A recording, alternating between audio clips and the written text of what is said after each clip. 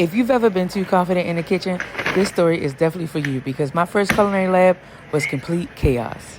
So boom, it was my first kitchen lab at Cat North.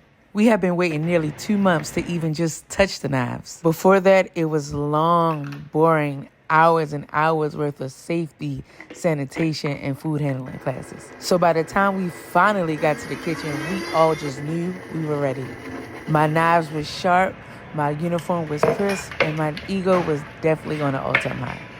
So our first kitchen lab was all about precision cuts. Did you enjoy the concert? Juliennes, brunoise, tournades, all the fancy stuff. Now, if I'm being honest, I had never used a knife that big or that sharp before. Where I come from, they know nothing about sharpening knives. However, I was confident and I was feeling myself and I just knew I could do it. And what's crazy is before we even got the chance to use the knives, as we were setting up our stations, 2 of my classmates cut themselves.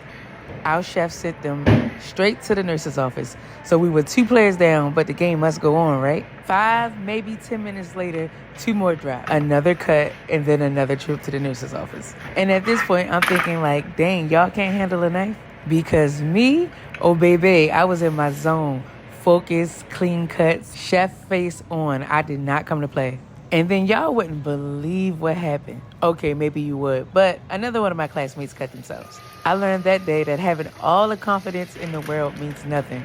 Because you want to know what happened right after that?